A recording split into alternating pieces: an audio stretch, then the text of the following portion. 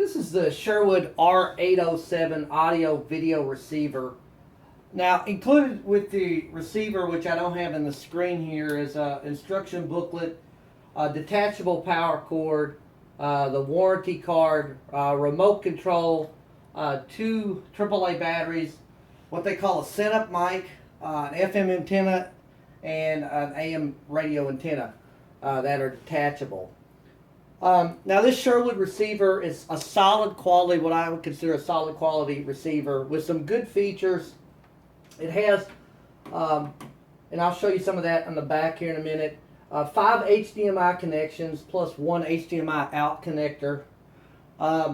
It's 4K and 3D capable, network capable, 7-to-1 surround sound capable, has 100 watts per channel, has a USB, as you can see right there, port on the front.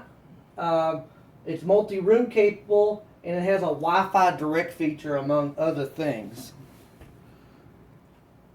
Now this receiver is a size typical of those with this much power per channel. It's approximately 17 inches wide by 15 inches and about 5.5 inches in height, and it weighs about 20 pounds, which is typical of a receiver of this capacity. It is well made. It has a solid look to it, a solid feel to it. On the front of the receiver there's several buttons, including the power here, a large input selector, the standby button, the radio band, tuning, presets, stereo button, surround sound selector, a large master volume, and then several inputs as well. For the headphone, the auxiliary, for the setup mic here, which I'll talk about that in a minute, and then there's the USB port as well, again. And along with the digital display that you see here flashing at the moment. Now the display gives an array of information, but is lacking some customization features that you see in other high-end receivers. Though, but I mean, considering our price, it's not a huge deal to me.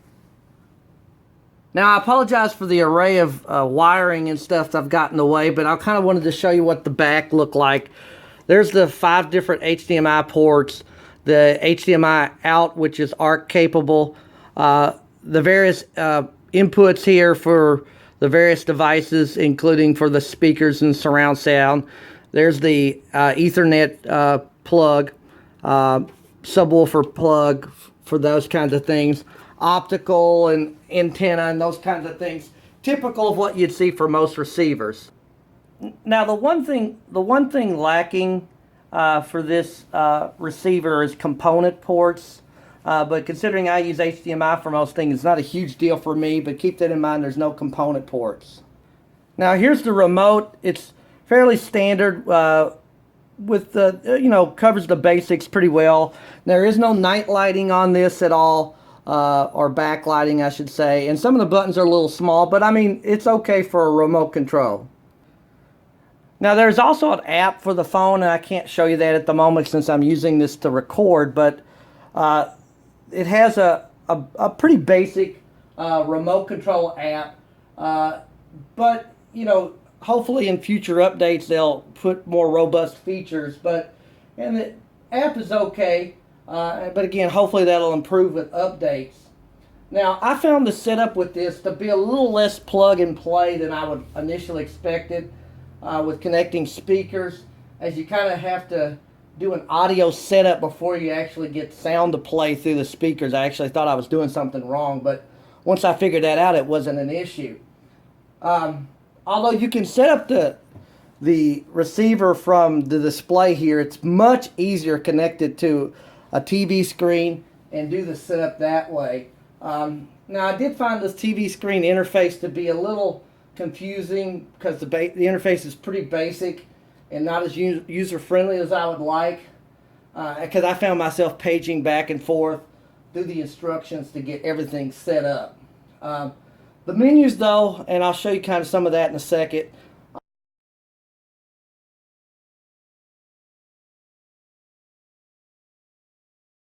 on the screen are large and easy to read.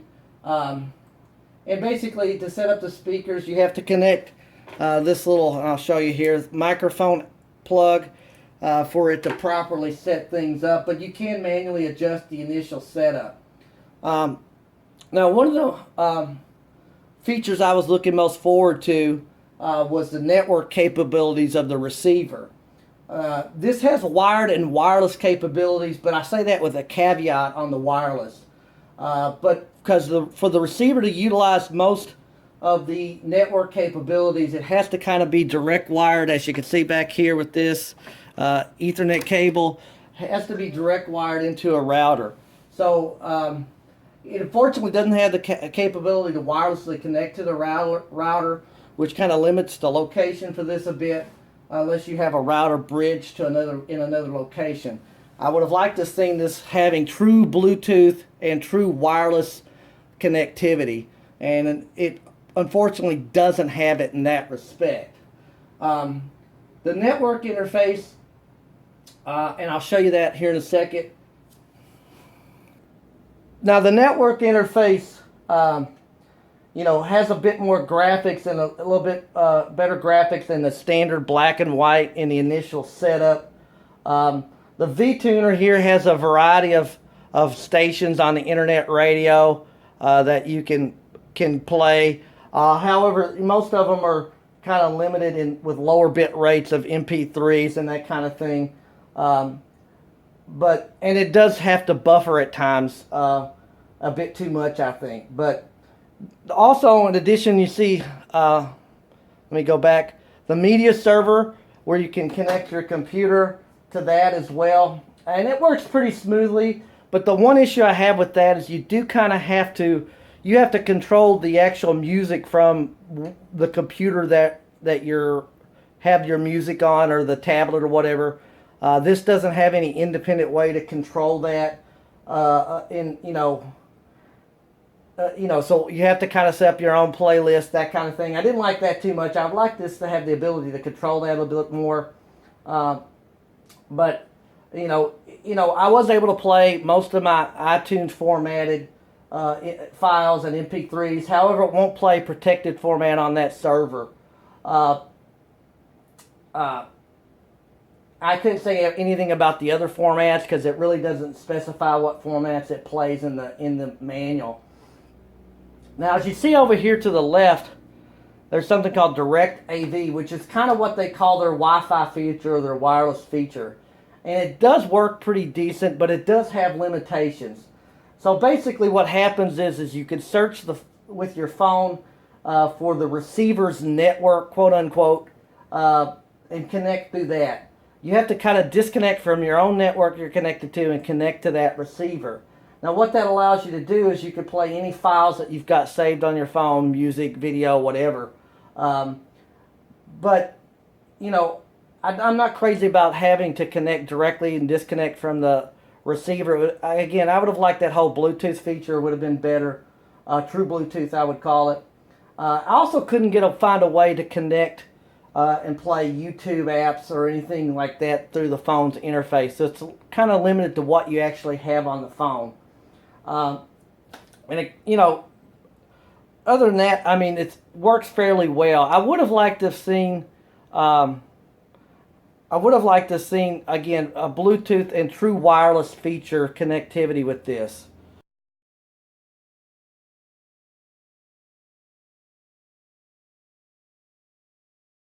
Another feature I was kind of looking forward to was the USB port. Unfortunately, this does not support iPods, USB hard drives, and for the most part, any MP3 player.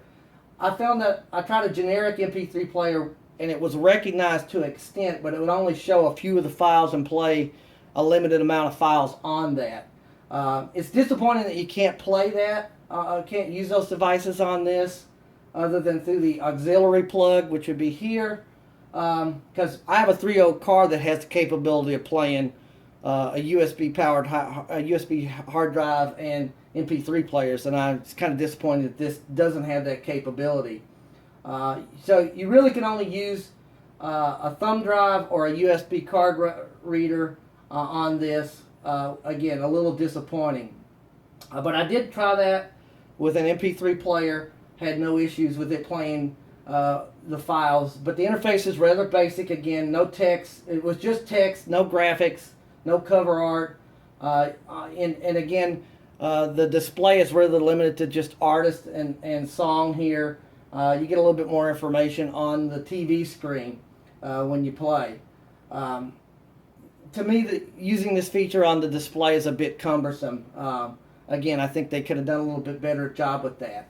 Musically, the receiver has a good sound no matter what I tried. Surround sound was good. Has a nice selection of modes that you can use. Of course, it's dependent upon your speakers, but for the price, the sound is pretty good. The stations received pretty well. The antenna worked well. I didn't have any issues with the FM or AM radio. Now, I did have some issues with HDMI syncing, like it should sometimes. I'd have to turn the receiver off and back on. But I've also had that with a more expensive receiver, so I think that's just kind of HDMI's quirks. Now, will this match up to a high-end receiver? No. But for the price, this is a good sounding receiver with good audio quality. Comes with a 2-year warranty. And I think it's a solid budget level receiver with some good features. Again, there's a couple letdowns, at least for me. The USB limitations and the lack of what I call true wireless and true Bluetooth in compared to what they have. And even with their Wi-Fi Direct have some limitations. But it's a good solid receiver for the price, and I give it 4 stars.